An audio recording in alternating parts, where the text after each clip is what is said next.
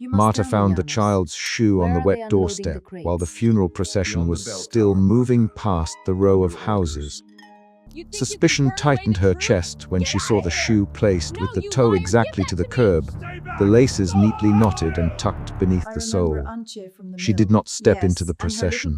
She crouched, lifted the shoe with gloved fingers, and watched the faces go by pale set, some eyes fixed on the ground.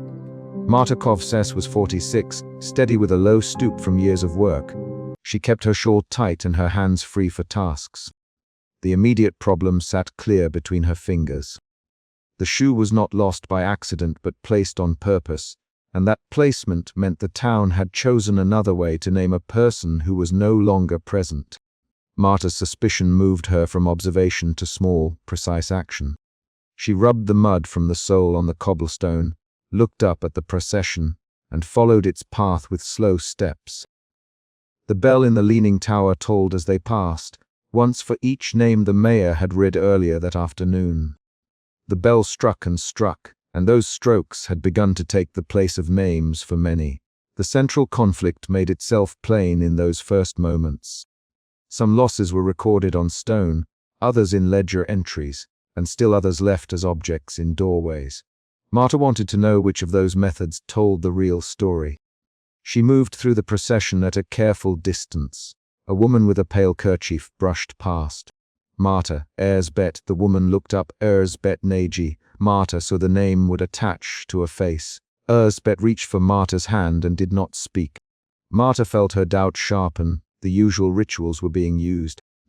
But something about the placements in the ledger did not match the graves they had walked past earlier that day. The doubt made her fingers go to the brass locket at her throat, and to the ledger she had carried under her shawl for 2 nights. She had seen the registry once already. The columns of names and the notes in a cramped hand had not matched the rows of graves. That mismatch was the concrete stake. If the ledger hid different entries, the town's public story of loss might be incomplete or tidy in service of something else. The procession left the square and the crowd thinned. Marta kept the shoe in a careful pocket and walked toward the bell tower, where Thomas the bell ringer stood uncertain on the steps. Thomas lifted his head when he saw her. "Marta," he said, and his voice had the brittle edge of someone unused to a question in public. "Marta, Thomas, who is that shoe for?" He blinked, looking past her to the porch where 3 chairs sat empty. "For little Jacob," he answered. "He fell at the mill last week." "They buried him today." Marta glanced at the chairs, at the empty place at a table. At the neat row of single shoes she had started to notice along curbs and thresholds. The town had learned a language of absence, and Marta's suspicion pushed her to keep translating it. They argued in short lines. "Thomas, Marta, the ledger shows Jacob's name with a different note. It says transferred, not buried." Thomas' jaw tightened. "I ring for those gone. Thomas, I do not count papers. The ledger is paper that shapes what we accept," Marta answered. Words pulled others in. Mayor J. Nos Farkas stood a few steps back, hands behind his back, as if trying to look like a man who had not just been confronted. "Marta," the mayor said in the low voice he used for crowds, "we have procedures here. Private notes do not belong in the square." The mayor's phrase was a demand and a warning. The public problem, the mismatch between official graves and private records, was now visible and argued over in front of people who had come to remember. Marta left the square with heavier steps. The town's routine wrapped around her. A woman sweeping, a boy carrying coals, the smell of simmering cabbage and charred bread from open windows. She walked to Widow Erzbet's dim kitchen that night because the widow had been at the procession and because rituals were done at supper. Marta entered and set down the child's shoe on the table without comment. Erzbet's hands trembled as she smoothed an empty place at the cloth. They worked in small movements. Marta ladled thin soup and set an unused spoon across the empty place. Erzbet put out an extra wooden cup and laid a slice of bread on a plate that no one would eat from. The ritual had become habit. A plate left bare, a cup filled with water, a chair pulled slightly away from the table to show that absence had a seat. They spoke little. When they did it, it was precise. "She liked the crust," Erzbet said. nodding to the empty plate. Jacob. Marta, yes, Elsbeth said. He always left the crust for me to finish. The line held both tenderness and a small practical fact. Marta listened for the ledger's name in the way Elsbeth described routine. Ilona Sab, the midwife and shopkeeper, arrived with a candle stub and an apron dusted with flour. She moved with the efficiency of someone who kept lists and records for a living. Marta, Ilona at the registry, did you see Jacob's entry? Ilona's face closed. Yes, she said, it is there. The clerk wrote transferred to the South Unit. It is not a burial note. Marta's hands folded an old napkin once, then twice. Her reaction was concrete. She steadied her jaw and set the empty spoon down more deliberately than before. Doubt had turned to tension. Her steps tightened and her voice shortened. Marta planned next actions. Check the ledger again, find the clerk, demand how names were moved from record to ground. They left the supper with the empty chair and the cup. An external event occurred. A child ran in shouting that Thomas had refused to toll for someone this afternoon. The news hit the kitchen like a splash of cold water. Marta, Ilona and Elsbeth exchanged quick lines. Who? Marta, old Mikkels's girl. Ilona, they say Thomas cut the strike short. Thomas wouldn't do that for no reason, Elsbeth said. He did it for the mayor sometimes. Ilona answered.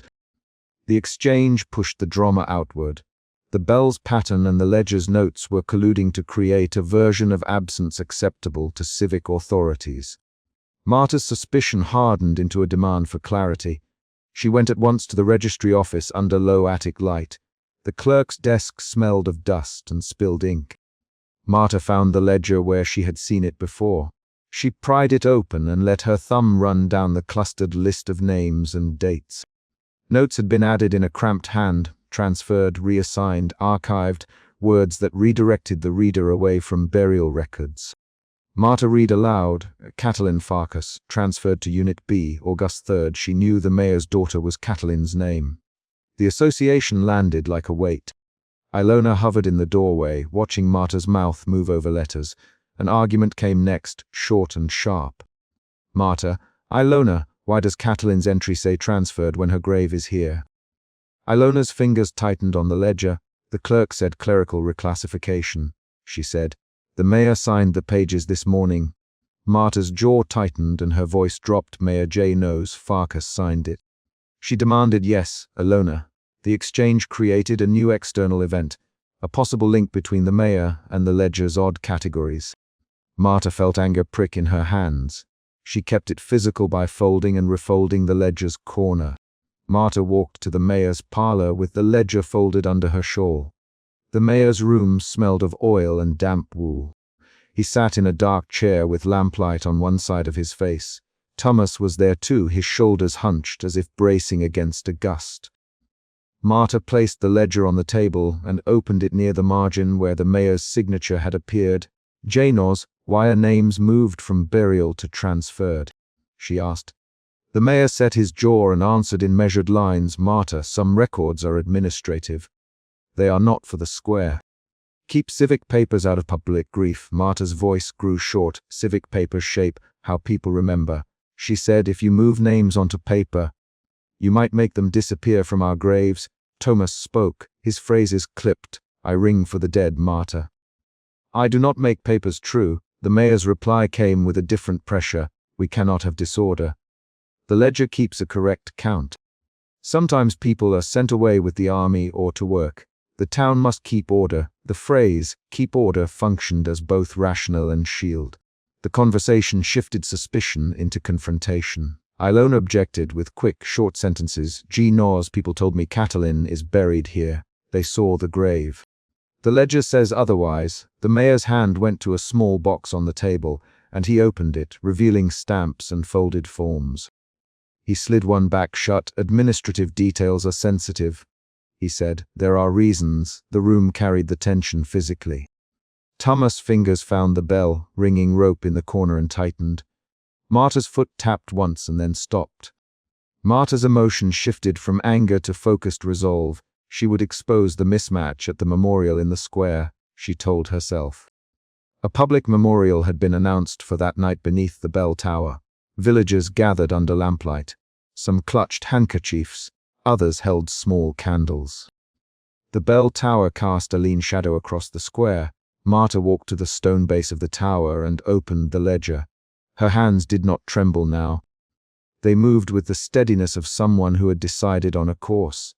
She stepped forward and spoke so the gathered could hear. Look. This ledger lists names that are not marked in the graves. It lists Catalin Farkas as transferred. The crowd leaned in. Mayor Janos stepped forward, his face controlled. Marta, he said loudly, you bring private papers into public mourning. This is dishonorable. Marta raised her voice, precise, honorable. Look at the names. Look at the dates, which is our truth, Janos, the stone or the pen. The square reacted in waves. Some villagers murmured agreement. Others turned to the mayor with faces alarmed and angry. Thomas went pale, his hands falling from the rope beside him. Thomas, someone called, is this true? Did you ring for some and not for others? Thomas defended himself in short, halting sentences. I ring for what the town asks. I ring what is written. I cannot fight ink. The exchange became rapid. Marta naming ledger entries, villagers asking questions, the mayor trying to close ranks with a hand raised. The argument spilled into a public fracture where loyalties showed visibly. 3 to 4 rapid lines of argument followed between Marta and a supporter of the mayor. Marta, the supporter said, you accuse without proof. Look at the ledger. Marta, the proof is here. The ledger can be read in many ways. The supporter insisted. Then read it aloud. Marta challenged. The back and forth pulled more villagers into the fray. The mayor's face hardened. He signaled for calm and then for the bell to be rung. Thomas climbed and struck the bell once, then twice, but his hands shook enough that the sound wavered. The bell's uneven strokes became an audible emblem of the town's split. A sudden event broke the rising tension. Thomas fled up the tower steps without speaking, abandoning the rope. A small group of villagers pushed to follow him and demanded answers at the top. Others gathered at the mayor's feet and demanded that the ledger be sealed. The square fractured into 2 moving forces. Marta watched the crowd choose. She called after those following Thomas, wait. But the mass had already moved. The chase up the narrow tower stairs would likely be raw and dangerous. Marta made a different choice. She stepped to the memorial stone, opened the ledger wider, and read names out loud where the dates clashed with intimates. She read Catalin Farkas, Jacob Horvath, Mikkel Skirl. Voices rose. Why would you move names? Janos, someone shouted. The mayor's reply was a clipped refusal for administration. He said, we handle work of repatriation. This is not a matter for gossip. The refusal functioned like an order. Marta felt a flash of fear when the mayor's supporters pushed against her in the crowd, but she did not stop. Her fear made her voice sharper, the syllables shorter and clearer. The chase up the tower ended with Thomas cornered and defensive. He claimed the ledger's notes were from orders he had received, and that some names were sent with official seals. The mayor's supporters argued that chaos would follow publicizing such distinctions. Marta listened, asked short questions, and forced answers out in small increments. Who signed the transfer? She asked Thomas. I was told by the clerk. Thomas answered. Who the clerk? Marta demanded. The clerk would not be a new character. Ilona and the mayor's circle had already mentioned the clerk and the mayor's signature. The question created a small twist. The ledger suggested not only administrative reclassification, but also collusion between civic office and how the town publicly accepted loss. Ilona appeared again in the square, breathless and holding a slip of paper she had taken from an unattended desk when the mayor's men were distracted. She called out, "Listen!" I found a memo. It says that some names are reassigned to external registers and marked with the mayor's initials. She handed the paper to Marta, who read it aloud. The paper turned suspicion into a specific charge. Certain absences had been roted away from graves and into forms that would never be buried in the town's earth. The crowd's murmur became a low, angry sound. Some villagers pushed forward to touch the paper and examine the ledger. Others turned away, unable to believe that the mayor had altered the town's accounting of its missing. A small group of villagers followed Thomas to the tower and demanded the truth. They found him near the bell, with his hands shaking. The group argued in quick lines. Thomas, did you hide names? No, Thomas, I rang the bell as told. I cannot say more. The exchange revealed that Thomas had indeed received orders that he did not fully understand and had been made complicit by obedience. The discovery changed how people understood his earlier refusal to keep time and names consistent. He had not been simply negligent. He had been given directives that kept some names off the cemetery rolls. Marta felt a shift again, anger to a controlled, investigative clarity. She would not let a simple outcry be the end. She decided to keep the ledger and the memo safe. Ilona offered a hand and said, "Take them to your door, Marta. Keep them hidden. We will see who else knows." Marta accepted the ledger and the paper and folded them into her shawl. The physical action calmed an internal motion. She replaced scattered energy with a plan. Night stretched on, and the crowd thinned. The square left a residue of whispered accusations and a few loud calls for the mayor to step down. The mayor retreated to his parlor with a small group of loyal men. Marta walked home along the wet cobbles, the brass locket resting against her shirt and the ledger heavy in her bag. She passed 3 small shoes placed on steps, neat and deliberate, and she thought of all the ways a town might choose ritual over truth. Before dawn, she sat by her doorway and arranged an empty chair outside for a neighbor who had lost a son. She lit no candle that night. The lamplight from a passing house painted the shawl brown and made the brass of her locket dull. She smoothed the ledger's cover with calloused fingers and tucked the memo more deeply inside. The events of the night had produced a concrete result. The ledger was now a burden she had chosen to carry. Marta's final motion was small and determined. She set the child's shoe she had found earlier on top of the chair's seat and leaned the ledger against the chair's back.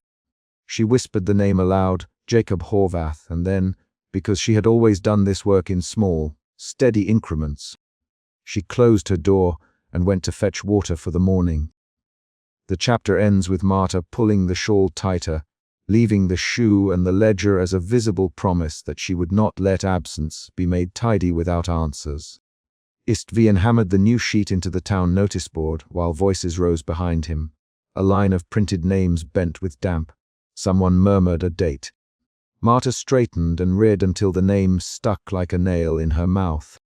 Suspicion tightened Marta's chest the way a glove tightens on a wrist, and she stepped closer until the paper trembled in the wind. She had left the funeral procession where the shoe lay at the curb. She had not joined the march. Now, at this board, she found the same pattern on paper. Names listed, dates aligned, small marks in a careful hand. Marta folded her shawl tighter and kept her hands busy smoothing the apron she wore over her dress. The crowd pressed, not hostile but uneven, a line of faces waiting to see whether their losses were counted. She watched Istvan as he set the pin, the municipal clerk who had been running the register since the mayor's office was emptied. Marta had seen his hands before. Neat nails, the faint ink stain on his thumb from writing lists. She watched him now because suspicion pushed her feet forward. The town's ledger had become a map of who would receive bread and who would not. Marta wanted the map to make sense. Istvan, Enya demanded, voice carrying from the left side of the board. She had come without a shawl, clutching a folded scrap to her chest. Why is my boy crossed? Why did you write a line through J-Nos? Istvan did not look surprised.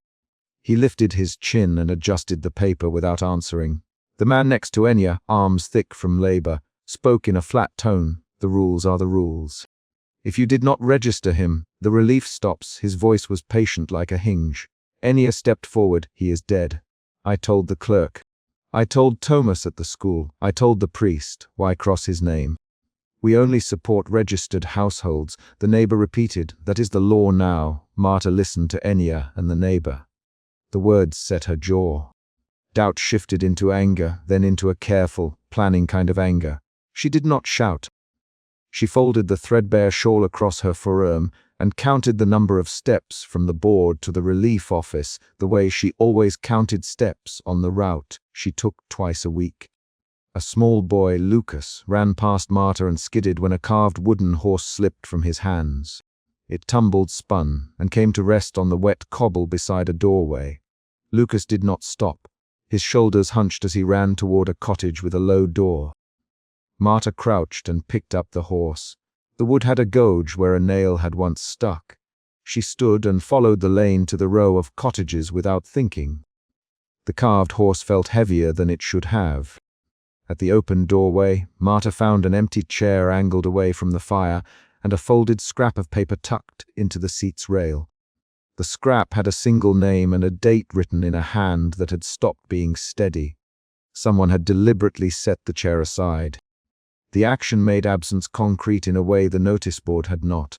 A place reserved, a space held empty by choice rather than by law. Marta slid her finger along the paper's edge and felt the damp. She carried the scrap back toward the market, where voices had split into small groups. Enya stood with her jaw tight, clutching her folded scrap like a talisman. Marta pressed the paper into Enya's hand without a word. Enya read it, lips moving, then looked at Istvayen. Enya, who marked this, who decided. Istvayen shifted his weight, the clerk's record. The steward issues. It's not my hand alone. He kept his voice small and precise. The crowd pushed closer. A woman near the board began to cry softly, and then stopped when the eyes of others turned toward her. Marta left the board and walked toward the schoolhouse, where the relief office now sat. The door was painted once, the paint flaking in strips, and a placard that read "Relief Distribution" leaned against the step. Inside, a thin line of people waited for bread. Thomas, who oversaw distribution, stood at a table with a ledger open and a blunt expression. He was an ex-soldier, the set of his jaw still professional, his hands able to shut down questions. Marta stepped up and asked to see the registers. Her voice did not tremble. "May I see the ledgers? Thomas, I only want to check dates." Her fingers found the brass locket beneath her apron and turned it once. The locket had a photograph that the light had worn almost flat. She kept it because looking at it gave her the right rhythm when her chest tightened. Thomas looked at her and folded his arms. "No, those are for officials. We cannot show the lists to everyone. It would cause confusion." The word confusion like a tool to be set between people.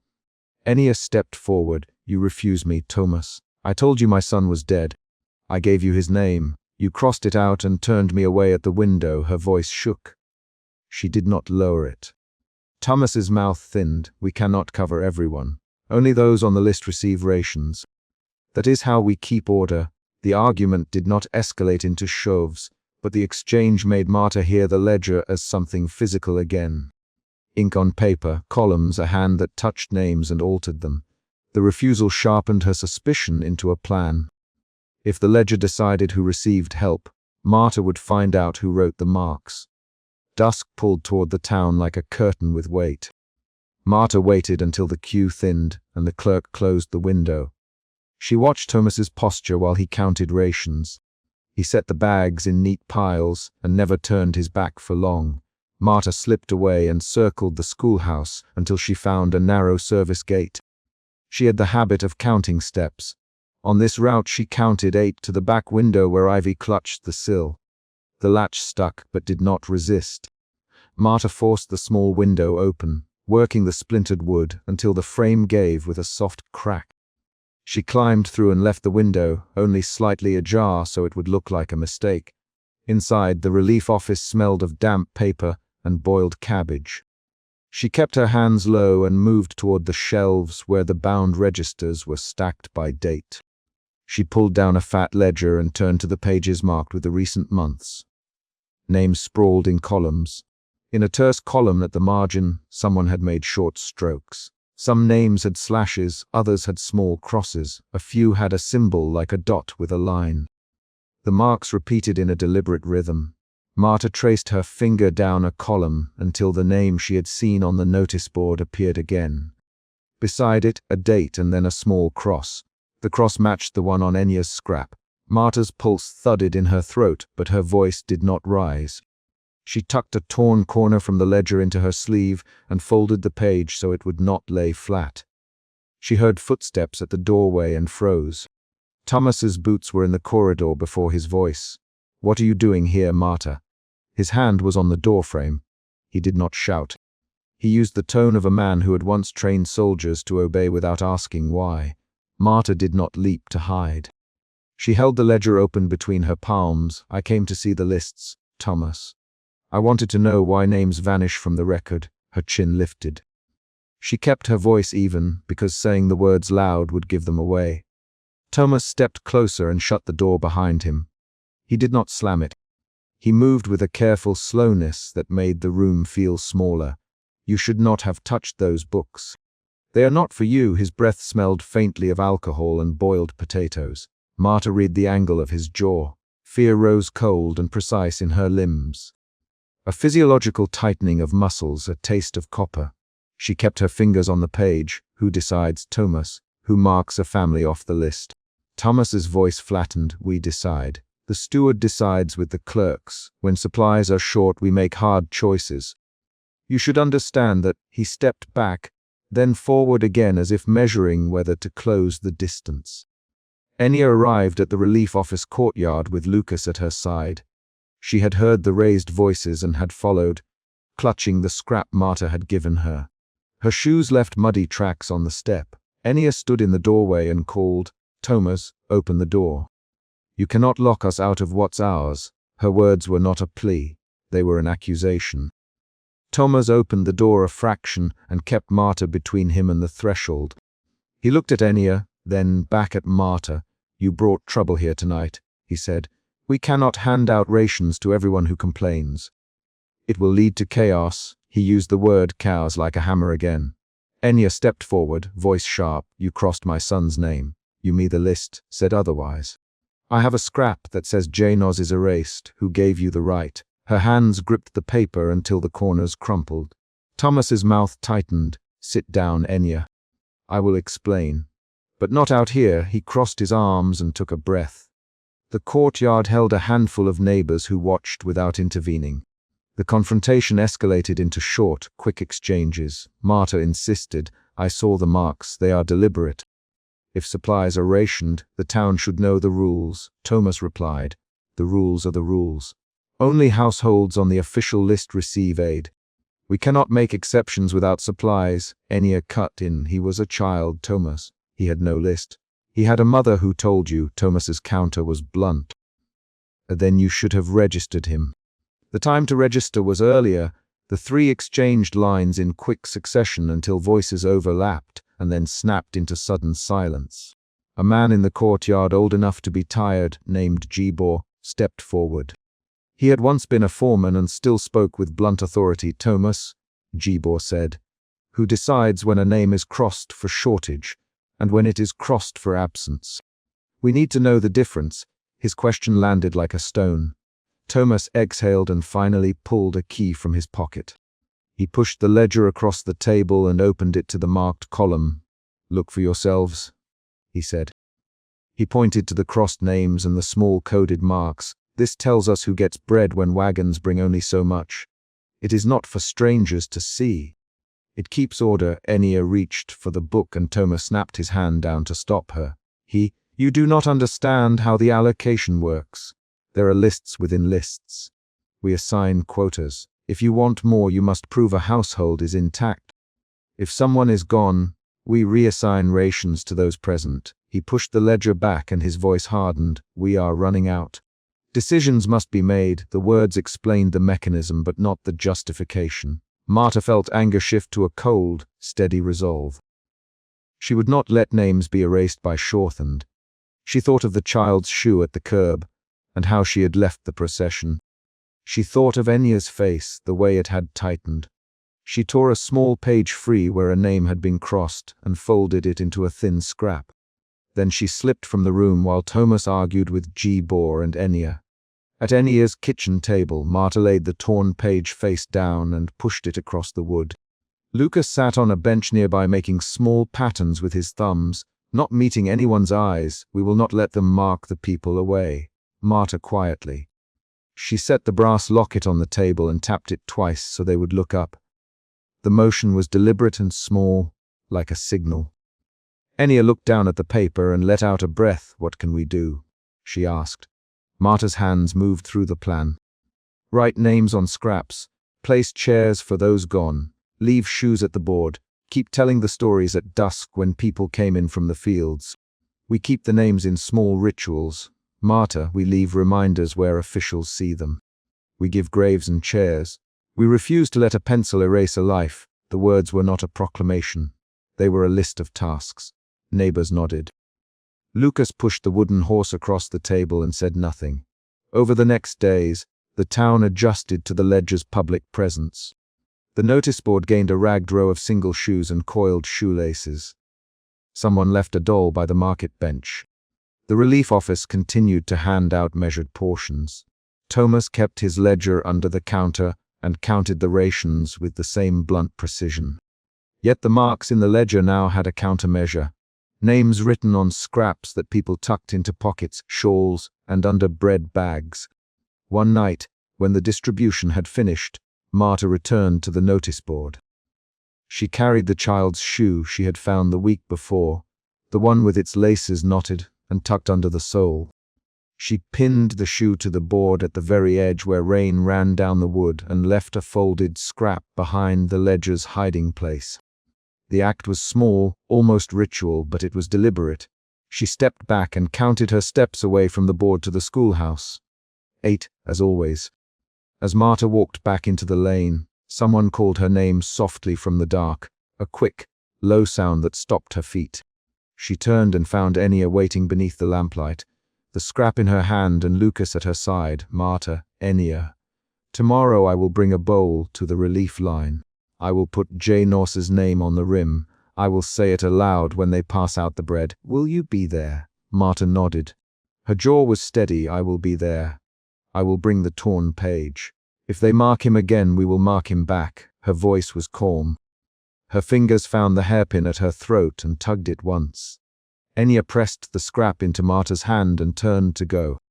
Lucas stayed to watch the shoe on the board. He reached out and smoothed the leather where Marta's fingers had left a small smear from handling. The motion was simple and concrete. The ledger had revealed its rule. Whoever was crossed in ink could be crossed in rations. The town had chosen a counter, precise small acts to keep names alive. The choices did not fix empty chairs or bring back children, but they created a deliberate resistance to the ledger's quiet authority. Marta walked home with her shawl drawn tight. She counted the odd steps by habit and checked the brass locket once more in the pocket. The feeling in her chest had shifted through suspicion, through anger, through fear, and now to a brittle certainty that they could force a memory into the town's daily life. She placed the shoe by her doorstep for a single hour and then set it on the notice board herself before the first light came. That night, when she returned to her small kitchen, she found a note slipped under her door. It was short and in a handwriting she recognized from the ledger. A name, a date, and a single mark that matched the ledger's scratches. Marta folded the paper and slid it into her apron. She did not set it on the table to think.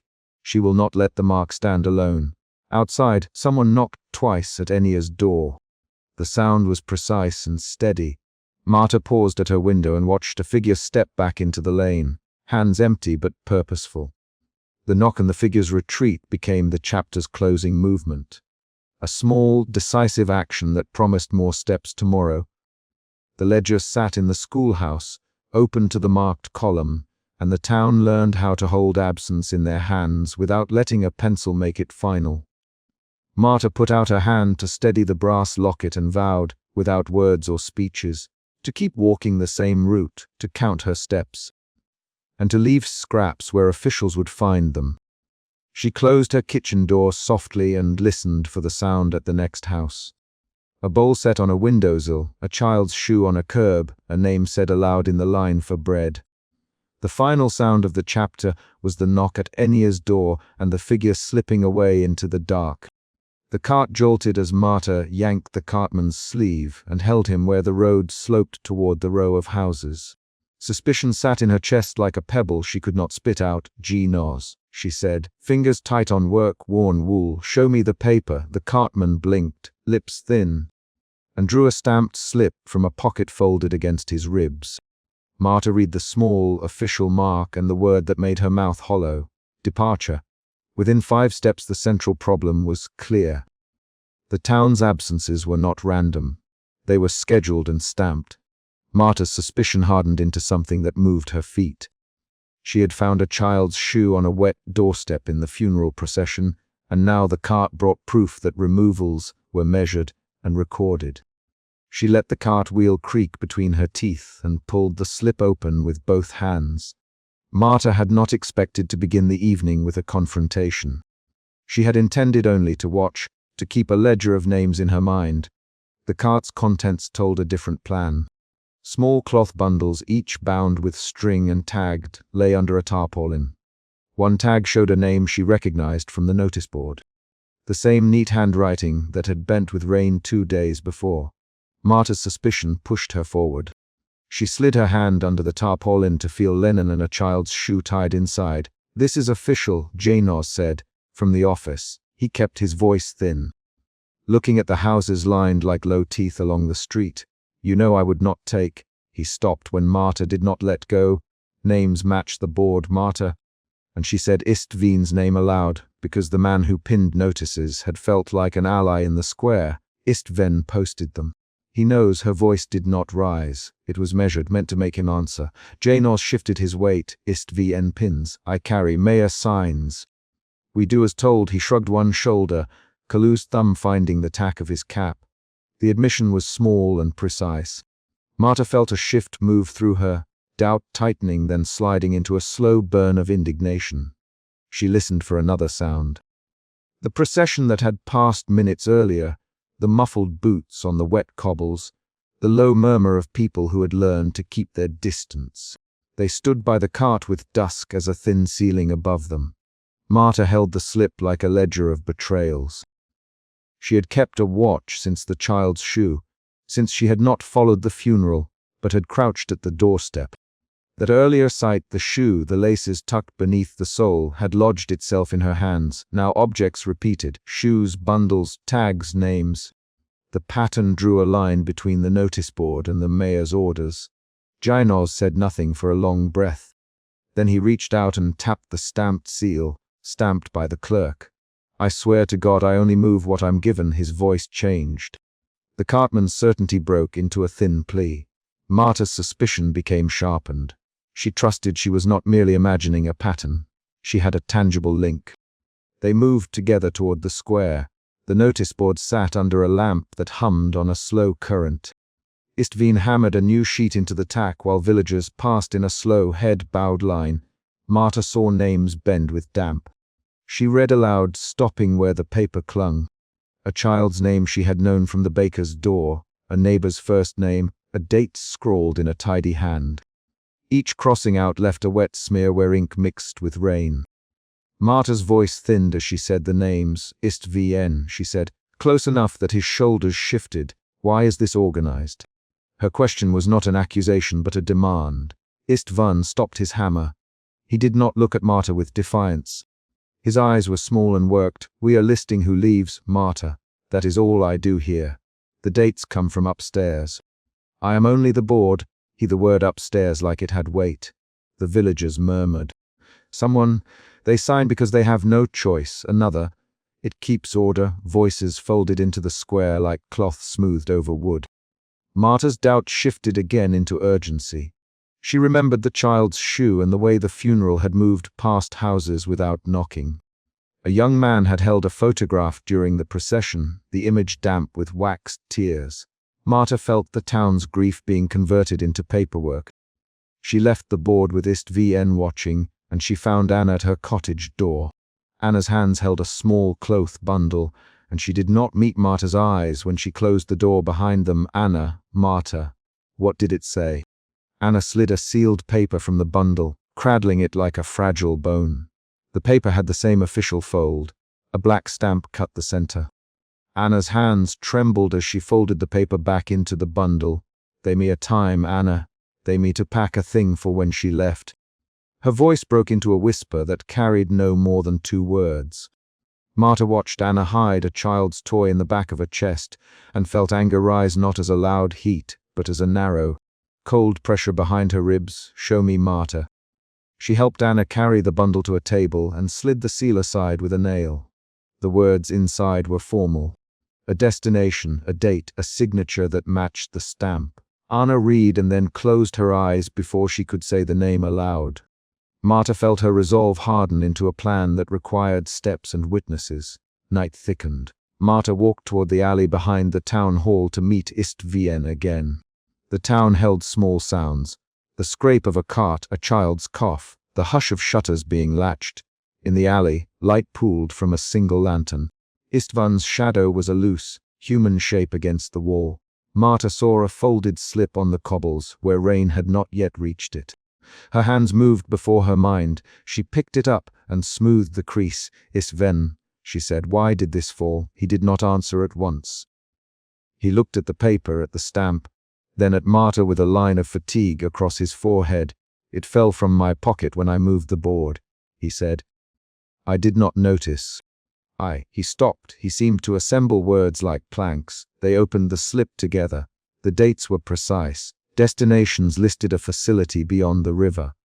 Most entries carried only initials and a small mark where someone had signed.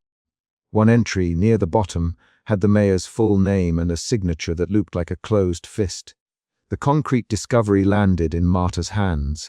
The town's removals were authorized from Mayor Kroll's office. Marta's suspicion shifted into a fierce, compact fear. Fear that made her voice small and quick. Mayor Kroll knows, she asked. Istvien swallowed. He signs in the ledger. He tells us these measures are mercy. The word mercy as if reciting a phrase other men might use. He gave no explanation. The alley pressed close with the weight of that slip. Marta felt the town's private sorrow recalibrated as administrative duty. They took the slip to Anna and then to Istven's small back room. The three of them sat with steam from tea curling between their hands. Anna's eyes were dry and set. Istvien paced one step then another. Marta placed the slip in front of both of them and tapped the mayor's signature with a fingertip. What do we do? Anna. The question was short and practical. Marta heard the shift in tone, from private sorrow to communal decision. Her suspicion had led her to discovery. Now the group faced choice. We will not let them erase names quietly. Marta. She folded her hands over the slip to steady herself. We will make a list they cannot hide. We will copy this. We will show people. Her voice steadied with a resolution that felt less like a surge and more like a tool fitted to the job. Istvan stopped pacing and looked at her with a new line in his face. Marta, you know what Mayor Kroll does? He can call the guard. He can say we are causing trouble. His words were blunt. Anna looked away, thumb worrying the seam of her apron. Marta felt the second shift. From fear into a quiet anger that pointed at action. Then we move carefully, she said. I watched the notice board. I watched the cart. I can copy a page. You can help Istvien. She named him because naming made a person present for their choosing. Anna, you hide the family toys when you can. We will keep memory from being folded into a ledger without a witness. Her plan was small, concrete, and made of steps. That night the town hall meeting was called. A dozen lanterns lit the meeting room. Villagers squeezed into benches, and the air smelled of boiled cabbage and oil. Mayor Kroll mounted the raised chair and spoke with a steady voice. We face disorder beyond our borders, he said. These measures are to keep order here. People shifted. Some nodded, others held their jaws tight. Marta watched Mayor Kroll's hands, the short nails that never showed dirt. She watched how he held his chin when he said the word order. A man in the back shouted, order for who? The question cut the room. My boy is gone. You call this order? His voice broke into a raw edge. Marta saw Anna's shoulders tighten. Istven's jaw clenched. The room split into murmurs. Mayor Kroll's face did not change much as he listened and then raised a palm. We do not have the resources to keep everyone here, the mayor said. These departures are necessary. His words were flat. A woman stood up and pointed a finger. Necessary for whom? She said. Rapid back and forth followed. 3 quick replies, then 3 more. Marta counted the exchanges in her head as if keeping time for a song. Mayor Kroll signs. Istvien said aloud. Cutting through the room's noise, he signs the papers. He knows where they go. The declaration moved like a small stone across water. Ripples spread. Anna nothing. Marta felt gravity pull at the room. Some faces went slack with the logic. Others tightened with anger. Mayor Kroll's reply was measured. I follow counsel. I note those who must leave. I carry no joy in this, he the last part like a practiced line. A few in the crowd accepted it. Many did not. Marta felt the town divide into a line of fear and a line of fury. She stepped forward without planning and said, "We keep a ledger of our own." Her voice was quiet but full. "We will not let names disappear without being read in our kitchens and at our tables. We will copy what you sign." The people looked at her as if she had offered a small, sharp weapon. The mayor's eyes narrowed. He called for quiet and promised consequences for those who stirred unrest. His promise carried a thin threat. Istvn looked at Marta and then at the mayor, torn. That night Marta slipped into Mayor Kroll's private chamber. The house creaked with the sound of distant snoring and shutters that clicked. She had borrowed a key once given for an errand and had kept it in a drawer for this kind of need. Her hands moved steady with years of mending and carrying. She pushed the lid of a locked chest and tried the catch. It resisted. It did not give easily. Marta used a small hairpin, then a flat strip of metal from her apron, and forced the lock open slowly so as not to make a sound that would wake the household. When the chest opened, rows of small brass lockets tumbled against a lining. Each locket had a tiny photograph inside, faces pressed to dim glass. Next to the lockets lay a ledger with careful handwriting, names, dates, signatures that matched the stamped slips. Marta's hands trembled as she spread the ledger. The pages smelled faintly of wax and oil. Her hands found one page and she saw rows of entries with destinations and a mark in the column that read authorized. The discovery hit like a blow that removed breath. Marta, the mayor's voice at the doorway, made the blood rush to her face. He stood framed by the door, coat buttoned, face calm in the lamplight. "You should not be here." He did not raise his voice. He did not need to. Marta clutched a single brass locket in her hand. Inside was a faded photograph of a child with a gap-toothed grin. She pressed the locket to her chest, as if holding the child's face nearer could change the law. "Mayor Kroll," she said, "why do you keep names here?" Her question was not a plea. It was a demand fueled by the suspicion that had grown into accusation. The mayor walked into the room with the steadiness of a man who had practiced presence. "Marta, these measures spare the many from hunger and unrest," he said. "They are necessary with the shortages we face." He kept his voice flat and level. "We document to be fair. We keep lockets to remember." His hands did not shake. He placed no hand on the ledger, as if touching it might admit vulnerability. Marta felt another shift then, anger folding back into a sharp clarity. She stepped forward and opened her mouth. "You call it fair, and you mark mother's names here." Her words sliced a small space in the room. "You send them away with a signature and a locket to prove they existed." She glanced down at the row of lockets and thought of Anna hiding a toy. Mayor Kroll met her with a small, calculated look. "We keep order. Your anger makes noise but not law, Marta." He folded his hands. "Then make law visible, Marta." She grabbed a ledger page and tore it free, the paper giving with a soft, accusing sigh. The mayor moved to block her and his hand brushed her sleeve. For one beat she felt the sweep of authority against her skin, and then the resolve that had guided her from the cart returned. She tucked the torn page into her apron and ran, the chest slamming shut like a final word. She ran to Istvin's room where Anna waited. They read the names by lamplight and then copied them into a small book Marta kept under a loose board. Their hands worked together in a quick rhythm. Istvn wrote names, Anna checked dates, Marta folded pages and hid them. They turned the mayor's ledger into a list they could carry into kitchens and taverns. Their movements were sharp and silent, the group moving from shock into purposeful labor. Before dawn, they had one small prize: a torn ledger page and a single brass locket wrapped in cloth. Marta touched the locket, listening to the tiny hinge as if it might speak. The three of them felt a change in the room, less like a rescue and more like a seed planted into stubborn soil. Morning came pale and thin. Marta pinned the copied page into a small hidden ledger and placed an empty chair by the parlor window. The chair sat with its back toward the street. The seat held the imprint of no one. She set the locket on the windowsill within reach and lit a single candle. The flame trembled in a draught from the cracked pane. Marta sat and smoothed her apron, counting steps in her head as she had always done when walking the same route. Her suspicion had led her to discovery, her discovery had forced her into danger, and now those events had shaped a small, concrete ritual. There was no grand speech.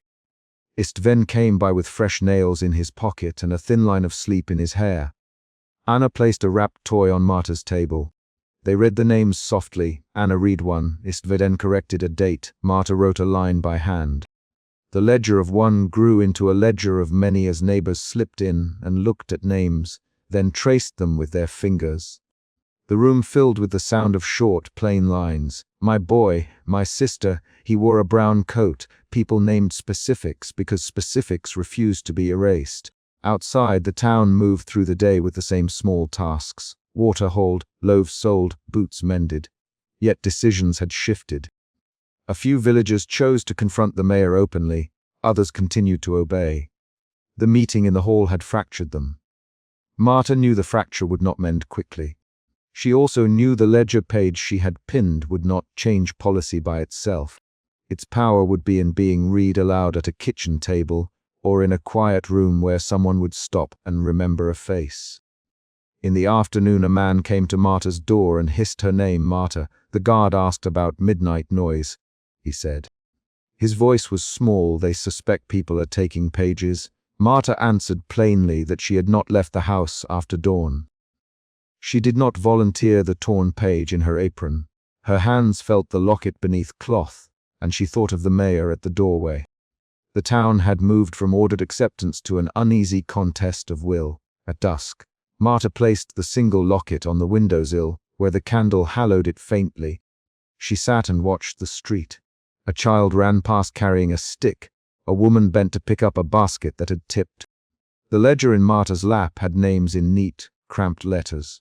She touched one line and felt a small rupture in the town's acceptance. The shift that had begun with suspicion had become an action others could take up. To speak a name aloud, to set an empty chair, to keep a small metal locket in a hidden place. The chapter's small conflict closed in a concrete way. Marta had the torn page and the locket. Istvan had pinned his name to a new choice. And Anna had committed to hide the toys that testified to those who had gone. They had not changed the mayor's signature or halted the cart, but they had carved room for memory, where the mayor had kept records. They had turned official erasure into domestic remembrance. Marta counted steps again by the window. She rose, took the locket, and placed it inside the empty chair as if laying a small presence. The candle guttered, then steadied. She leaned forward and whispered a name from the torn ledger, not to anyone in the room, but into the wood and the air. The window clicked as the town moved on its street. The action closed the night. A name spoken, a chair left empty, a page hidden but copied. The ledger of one would grow by hands and voices, and Marta pressed the locket to her chest and felt the weight of a promise she had made by taking that paper. The crate smelled of damp straw and river mud when Marta yanked it free of the cart. Suspicion tightened her chest the way it always did when something in the village moved under a hush. She did not call after the cart. She leaned over the crate and felt the scarf through the splintered wood before she saw the folded paper with its stamped seal. The paper said relocation in block letters and carried a date. That single line made the danger clear. Names did not only vanish. Someone sent papers and carts to move people away. Marta straightened with the scarf in both hands. She had seen a child's shoe on a doorstep earlier that week. She had read names posted to the notice board. She had taken a stamped slip from a cartman's pocket 3 nights ago. Each small finding had sat like a stone in her chest. Now the stone cracked open. Suspicion hardened into a need for answers. She pushed through the dusk toward the ford, where the ferryman still worked by lamp. The ferryman, J. Noz, scrubbed his palms on a rag when she reached him. He blinked at the crate in her arms. J. knows, Marta. Her voice was low. He tilted his head. Marta, it's late. Take it home. The river takes faster at night. Her fingers found the knot on a strap. She did not move to untee it. Whose name is on that crate? She asked. He shifted. Orders from the office. Mayor's stamp. Marta remembered the notice board, IST-VN hammering the new sheet into place, while voices rose behind him. She remembered the cartman drawing a stamped slip from a pocket. Her jaw set. She took a step closer. The scarf slipped from her hand and fell against her palm like a child's limp wrist. Her suspicion became a question with teeth. Ginos looked at the river and then at Marta. He spoke in short bursts, like a man trying to keep words within his chest. "We move crates at night," he said. "Different carts. Orders come with a list. Men at the bell tower wait. We don't ask." Marta's shoulders went stiff. Her breathing shortened into a measured rhythm. Doubt eased into a sharper fear. She had named the problem in her head. Someone was moving people under the cover of normal town business. She pushed that fear into action. "Show me the list," Marta demanded. He faltered. "I don't carry lists. The clerk keeps them." IST-VN stamps, Mayor signs. "I only haul." They stared across the river at the small pile of crates on the far bank, lantern light cutting into fog. The ferryman's boat rocked with quiet swells. Marta set the scarf and paper into her apron pocket.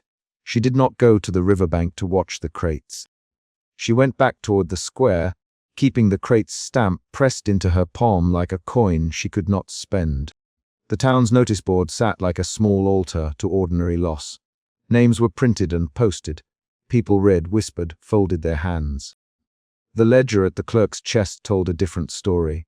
Marta thought of the ledger and of the singed corner she had seen shoved beneath municipal forms. She found IST-VN by the notice board, nails raw from the hammer. He looked up when she came close. "IST-VN, Marta, the cart at the ford. Whose stamp is that?" He rubbed a thumb over his lip as Bet approved the lists. "I only write what they give me. The ink is not mine." Marta's doubt shifted into suspicion again, but with a new edge mismatch. She reached for the line of names stuck to damp wood. The handwriting on the fresh sheet did not match the clerk's neat looping script she had come to expect in the ledger. She tapped a name and felt a hollow answer. "Why would you post a new list?" she asked. IST-VN's mouth pinched. "Orders from above. We relist when transport schedules change. Some names are moved earlier. Some are removed. I don't know why." He turned too quickly and nearly let the hammer fall. Marta watched him watch his own hands. There was a tremor there she had never seen before. Her suspicion moved again. From clerkly mistake to intentional erasure. She could taste the new fear at the back of her throat. That night she went to the town hall. She forced the door open and found Mayor Bet at her desk. The mayor rose and set a hand on a map spread across wood. Papers rolled like small hills beside a lantern. "You are here late, Marta," the mayor said. Her voice kept a practiced calm.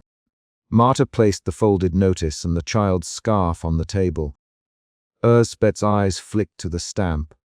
"We are trying to keep the town whole," the mayor said. "There are orders from those with authority. If we are asked to move people, we do so to prevent worse chaos." Marta's chest found a new rhythm. She stepped closer to the desk. "Whose authority?" The mayor's jaw tightened. "Not for public record. You must trust that we act to preserve safety." Marta felt a flush of anger. Trust had the shape of a prick in her palm. Names are leaving, children are gone. IST-VN posted different handwriting. "Janos moves crates at night." "You burn papers." Bet caught at the phrase about burning like someone surprised by a cold hand. She did not answer directly. "We burn to remove false records," she said. "We cannot keep everything." Marta moved to the door when she saw a small charred edge under a pile of forms on a low shelf. She reached in and pulled out a corner of ledger, black at the rim. It matched the register she had read in the clerk's chest. The scent of scorched ink rose into her nose. Her fear shifted then, from the vague to a clear accusation. She had hoped for poor administration. She found deliberate erasure. "You hide what you remove, Marta." Bet's face did not deny it. She lowered her voice. "There are pressures on the town. The county sends quotas. We cannot feed every mouth if some houses remain. We make choices." Marta's hands clenched around the ledger corner. She felt a new weight. Betrayal. The mayor's justification named a cost and placed it on people who could not answer. She left without a flourish. The hall's door closed with a dull finality. Her mind moved through options. There was one place where people met at night and told truths too loud for daytime, the tavern. Marta found Jane Oz by the long table, hands wrapped around a thin mug. The tavern smelled of boiled cabbage and lamp oil. He watched her come and did not try to move. She sat opposite him and put the stamped slip between them. "Tell me where the carts unload," she said. Jane Oz rubbed his jaw. "Beyond the old bell tower at night. Men with lanterns, they wait. I leave the crates and ride back. I do not watch." Marta listened. She kept asking short questions until his answers came in small, rattling pieces. He named times. He named a lantern pattern. He named voices he had heard when the river ran black. Each name he offered tightened Marta's purpose. When she left the tavern, the town slept in fits and starts. Lamps blinked in windows. Someone stirred a cart. A child coughed. Marta went straight to the old bell tower. The tower stood on a small knoll behind the church. It had fallen years ago and never been rebuilt. Wooden beams leaned like tired backs. People used the yard there for night work because it sat away from the square's prying eyes. Marta climbed the loose stairs and reached the yard with her boots heavy in wet earth. There were crates stacked against a low wall. A lantern hung from a peg. When she stepped closer, she heard voices. "Ersbet," she said aloud, climbing until she could see the light. The mayor and Istven were there, backs bent over a small fire. They fed ledger pages into the flames and watched the edges curl black. Their faces were pale in lamplight. "You must not, Ersbet, Marta." She did not whisper. Her voice cut the night. The mayor started. Istvi straightened so fast he dropped a page. The small group around them stirred. Some villagers had come, drawn by the sound. "Marta," Istvian said. His hands were empty. "This is for the good of the town. We cannot keep failing to feed people. If we do not move some, all will starve. Who decides who moves?" "Marta." The question was held like a knife. Ersbet looked at the villagers who had gathered, and then back at Marta. "There are lists. We follow orders from county officials. They name quotas. We try to choose those whose absence will least affect the town's ability to survive." A woman near the wall laughed bitterly. "You call this a choice? You burn our names." A man shoved forward. "Istvien, tell us the truth. Who took Kata?" His voice rose. Istvien's face broke open. They came for names in envelopes. They would move the useless mouths away. I wrote what they gave me. I signed where they told me. I told myself I served the town. I lied. The confession fell between them like a dropped tool. The villagers clustered closer. 3 rapid exchanges followed. "You wrote their names." The man demanded. "I wrote them." Istvien answered. "Why did you burn the ledger?" "Marta, we were told to remove duplicate entries." Istvien said. "Who you?" A voice pressed.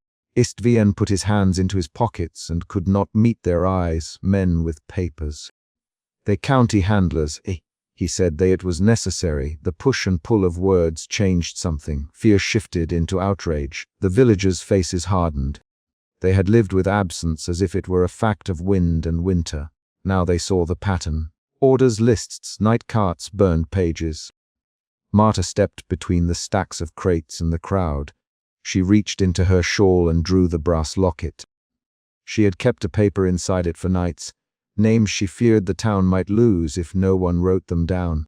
She unfolded the paper and read aloud. "Kata Coxis," she said. "Jula Horvath, Ilona Sazabo, Janos Farkas." Each name dropped into the dark and did not float away.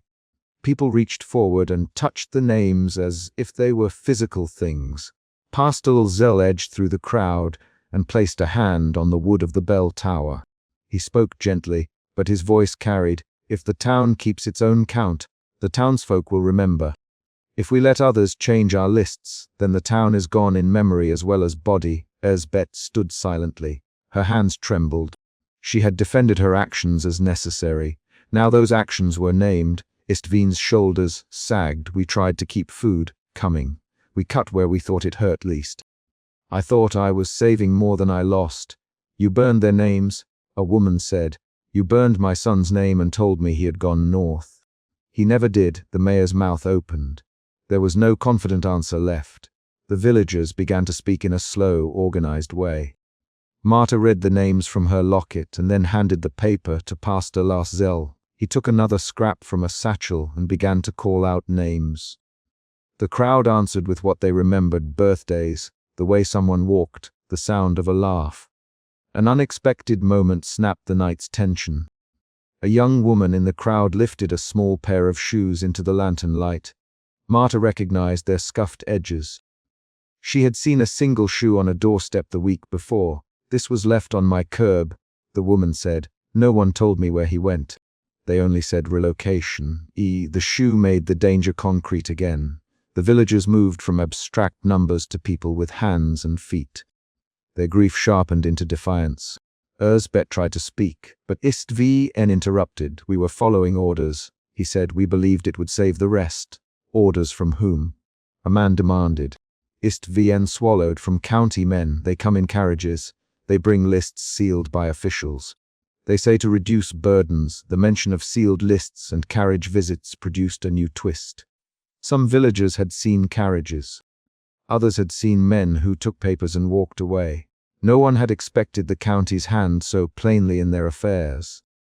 Marta felt the direction of her doubt change into clarity. The town had been making decisions under pressure, and those decisions had been taken with outside influence. The ledger's burned pages were not accidents. They were part of a plan. She had wanted proof. She had it now. She walked among her neighbors and asked for details.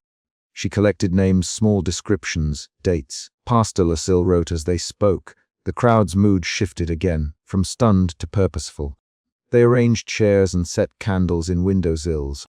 They agreed on a small ritual Marta suggested: an empty chair left at each doorstep at dusk and a candle with a name folded beneath it in the window. It was not a cure. It was a record the town controlled. Before dawn, Marta climbed down from the tower and stood in the square. The air smelled of wet straw and candle smoke. Some villagers stayed to watch the mayor and clerk. Others went home to place chairs at thresholds. Erzbet found Marta one last time in the dim hours. Her shoulders were raw from the night's work. "You will destroy the town's ability to manage," the mayor said. "If we do not remove some, the rest will starve." Marta kept her voice measured. "You erased people. You hid their names. That is theft." Erzbet looked away. "We did what we thought was necessary." Marta placed her hand on the mayor's desk and set the brass locket down. The locket hit wood with a soft metallic click. "We will not let you make those choices alone, Erzbet.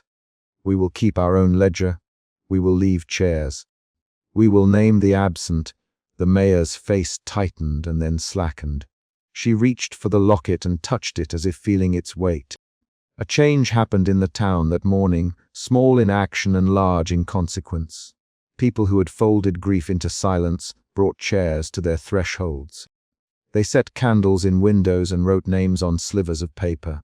They left shoes on curbs where they had been found. The ritual did not feed the hungry. It did something else. It made absence visible.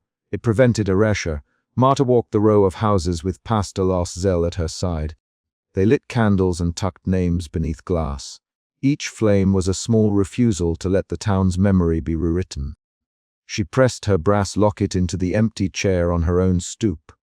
The locket fit into a shallow dent in the wood, where a child might once have sat. Her hands trembled as she smoothed her shawl. Later that day, villagers gathered to replace the burned ledger pages. Istvn sat at a long table and wrote. He wrote the names he had been ordered to erase. He wrote the birthdays he had forgotten to keep. Tears came to his eyes. He wrote the way his neighbor's mother hummed when she baked bread. He wrote details not required on any official list but necessary in living memory. His handwriting was steady but thin. The town's new ledger was not a legal record. It would not stop the county's orders. But it was a book the people could hold. It was a place where names would not be incinerated by a bow of a hand or a whispered directive. For Marta, this was the important thing. She had moved from suspicion to fear, then from fear to clarity, and now to resolve. In the days that followed, more revelations came. A carriage driver who had unloaded crates beyond the bell tower confessed that some of the crates had contained people with their hands bound. A county official had been seen handing envelopes to men in the mayor's office. The villagers took these reports and turned them into action. They recorded testimony, they left witnesses in the road at night, and they organized a watch. Some of the stronger men refused to haul crates after that and returned to their old trades. Others kept their distance from the town hall. Not every answer brought comfort. The village could not stop every order from above.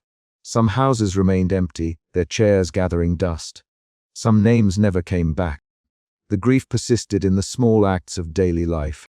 Someone setting a bowl of stew for 2 instead of 3. A woman keeping an extra cup for a son who did not return. A neighbor sweeping a doorstep where a child's shoe had once rested. Marta learned to name that grief and then to turn it into action. She set the brass locket on the center of the town's new ledger and opened it wide for signatures. A twist nearly broke her on a late afternoon when a man arrived with papers claiming to represent the county. He brought a sealed envelope for Mayor Erzbet and insisted on immediate compliance. The villagers gathered and watched. There was a quick exchange at the town hall door. "You cannot do this here, Marta the man. You have no authority in the people's meeting." He looked at her as if she lacked sense. "The county's orders are clear. We have authority to request transfers." Pastor Lelsel stepped forward and addressed the crowd. "We will hear the order. We will record it. Then we will make our own choices." The man fumed but handed the envelope into the hands of the mayor. Istvn opened it and read the stamped instructions. The paper commanded immediate transfers of named households. It listed logistic details and deadlines. It contained no explanation beyond necessity. A murmur moved through the square. Some villagers felt a cold of dread. Others felt a rising tide of anger. Marta spoke then, and her voice did not shake. "We will not be moved without a hearing in which those named may speak and offer alternatives. If the county insists on removal, we will ask for proof that all other measures were tried. We will not allow names to be erased by fire or by sealed envelopes." The county man muttered that this was impossible. The mayor looked at the paper and then at the people. A choice was laid bare. Erzbet put the envelope down. She had defended herself with the claim of necessity. Now the town asked her to defend the means. "We will call a meeting at dusk," she said finally. "We will read their names. We will let them speak." It was not a full victory. The county might send men who would not respect town meetings. But for the first time in weeks, the town's voice mattered. That evening the square filled with neighbors holding candles. Istvn read the county list aloud. Some names overlapped with the town's ledger. Others were new. Marta listened to each reading and watched the faces in the lamplight. People who had once hidden their bereavement now stood to speak for the missing. When a woman named her husband as absent and described the plated line of scar tissue on his forearm, the crowd knew the man she described. When a boy called a name and described the way that person whistled while working, people answered with small remembrances. The meeting became a chorus of exact details that no official notice could erase. At the end, Mayor Erzbet rose and looked at the faces gathered. She had begun the crisis with a defense of necessity. She ended it with a confession to limits. "I thought I was choosing the least harm," she said. "Perhaps I did not know enough. I will not sign orders without a town review.